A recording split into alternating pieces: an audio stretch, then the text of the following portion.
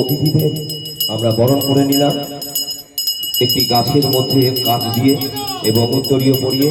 যারা এটা অরণ্য সপ্তাহ চলছে তাকে মাথায় রেখে আমাদের সমাজের যেটা অরণ্য সপ্তাহ চলছে, অরণ্য সপ্তাহে আমরা অতিথিদের বরণ করব উত্তরীয় এবং বৃক্ষ গাছ দিয়ে। আমরা ভাস্কর শিল্পী জীবন মানে বর্ষণ, আমরা খুব ক্লান্ত হয়ে পড়েছিলাম, জল বর্ষা চারিদিকে সবকিছু নিয়ে, কিন্তু তার মাঝে এখানে এসে ঢাকের বাদ্যি, কাসর ঘণ্টা এবং পুরোহিত মশাইয়ের মন্ত্রোচ্চারণের মধ্য দিয়ে এবং আপনাদের সকলের উপস্থিতির মধ্যে একটু যেন আলো খুঁজে পেলাম। প্রথমে মনে হয়েছিল যে যাব, তারপর ভাবলাম না যাই, গেলে মনটা হয়তো ভালো হবে। যাই হোক, ভীষণ ভীষণ ভালো লাগলো, আরো ভালো লাগলো।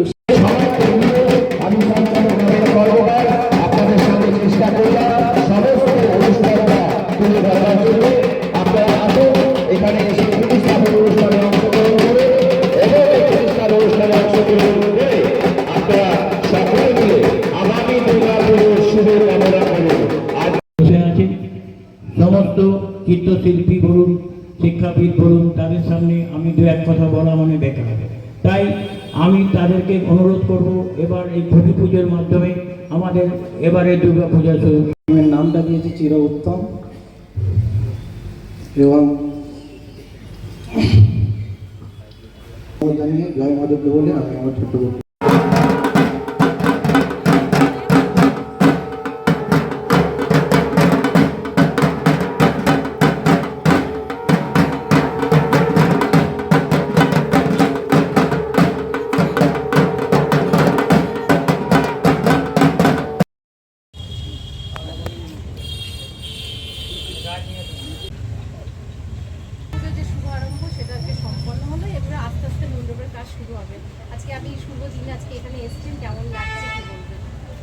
এবং রথযাত্রা এমনিতে একটা পবিত্র দিন। আজকে বহু জায়গায় খুবই পুজো চলছে, দুর্গাপূজা, তার মধ্যে স্বাধীনতা দিবস উদযাপন কমিটি প্রত্যেক বছরই এখানে আমি আসি এবং সুন্দর করে একটা নিষ্ঠা ভরে এবং একটা সৌন্দর্যের পুজো হয়। এটা একটা সুন্দর রুচিশীল পুজো। আমি আসি, আমি দেখি আমাদের কিছু পুরস্কারও পেয়েছেন স্বাধীনতা দিবস উদযাপন কমিটি, লো বাজেটের মধ্যে রুচিশীল পুজো, স্বাধীনতা দিবস উদযাপন কমিটি, সুন্দর চিন্তাভাবনার পুজো।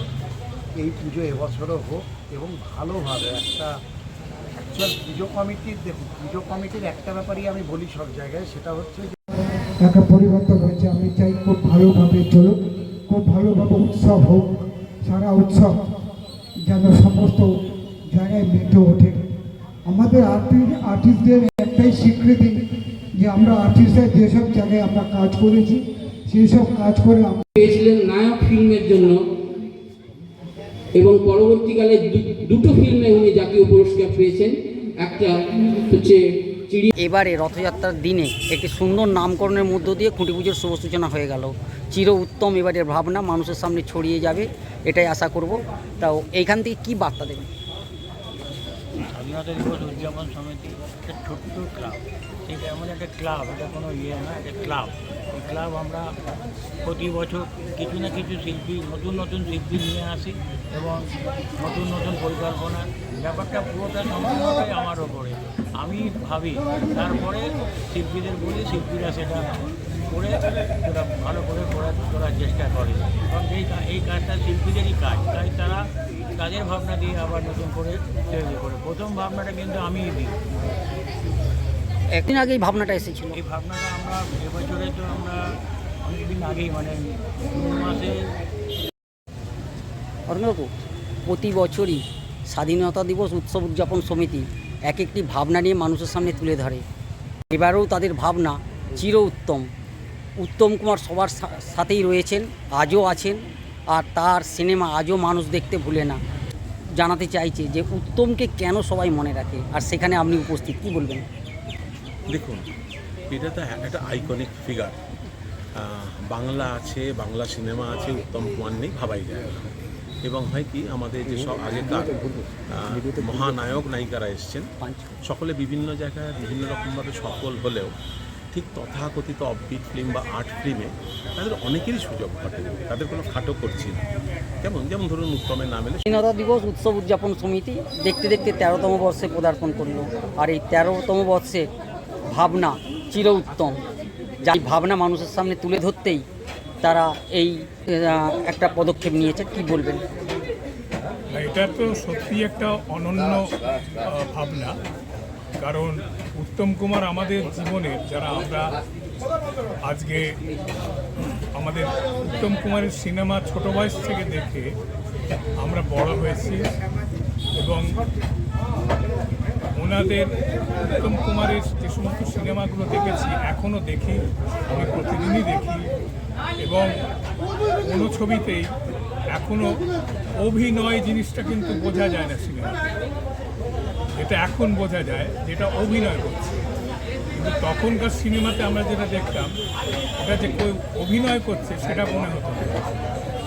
উত্তম কুমার, সৌমিত্র প্রত্যেকেই, এবং তখনকার যারা নায়িকাও ছিলেন, যারা পাশাপাশি যারা অভিনেতা ছিলেন, কারোকেই কিন্তু মনে হতো না। ভানু বন্দ্যোপাধ্যায়, সমস্ত যারা অভিনয় করতেন, সেই যুগটা কিন্তু একটা স্বর্ণযুগ ছিল। সেই স্বর্ণযুগকে আমরা কিন্তু ফিরিয়ে এখনো পাইনি, কারণ আমাদের কাছে এখনও, আমি কিন্তু নতুন সিনেমা যেগুলো হচ্ছে বা নতুন যা দেখছি, ওগুলো আমাকে কমিক্সের মতো লাগে। আমি কয়েকদিন আগে একটা সিনেমা দেখতে গেছিলাম ওই শপিং মলে, সেখানে গিয়ে মনে হচ্ছে কমিক্স, কিন্তু একটা অভিনয় বা ভালো ভালো লেখা, যেগুলো আগেকার লেখাগুলো থেকে অভিনয়গুলো, সিনেমাগুলো তৈরি হতো, সেই লেখাগুলোর সঙ্গে অভিনয়ের একটা অসাধারণ যুগ, মানে কী বলবো, চিত্র প্রকল্প ছিল। দেখুন, সব থেকে বড় ব্যাপার হচ্ছে কতগুলো মুখ না বাঙালি জীবনে এসে, যেমন রবীন্দ্রনাথের মুখ, উত্তম কুমারের মুখ, নেতাজি সুভাষ বসুর মুখ, স্বামী বিবেকানন্দের মুখ। এই মুখগুলো আমাদের জলছবির মধ্যে অন্তরে চলে গেছে। আর এখানে উত্তম কুমারকে নিয়ে যে ভাবনাটা ভাবা, এই বছর উত্তম কুমারের 100 বছর।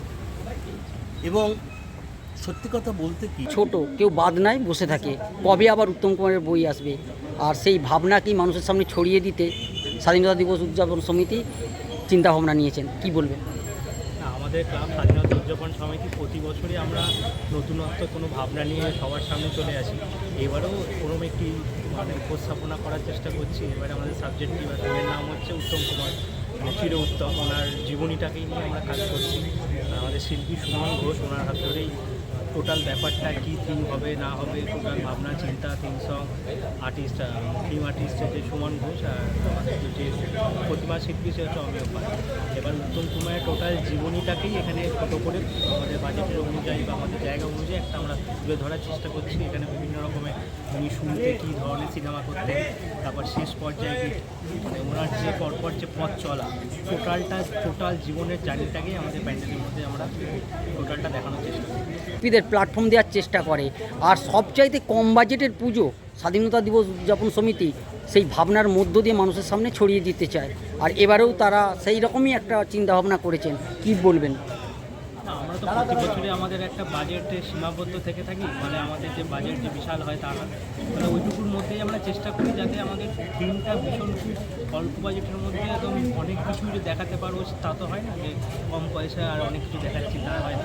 ফলে যেটুকু সামর্থ্য সেটুকুর মধ্যে আমরা চেষ্টা করি আপ্রাণ ক্লাবের যতজন সদস্য আছি সবাই এই 6 মাস 7 মাস ধরে খেটে একটা চেষ্টা করি যাতে আমাদের একটা জায়গায় আসতে পারি। ফলে আমরা 2021 সাল থেকে থিম পুজো এখানে শুরু হয়েছিল, আজকে 2026 সাল হয়ে গেল। এত বছরের পথ চলার মধ্যে বেশ অন্যরকম একটা ভালো লাগা আছে। অনেক লোক আসছে, এবার অনেকের বক্তব্য থাকতো এই এলাকায় কোনো দুর্গা পুজো হতো না, ফলে এই থিম হওয়াতে এই এলাকায় যারা বয়স্ক মানুষ যারা দূরে দূরে কোথাও থিম দেখতে পারতেন না, তারাও এখানে ইনভলভ হচ্ছে, রেগুলার থাকছে।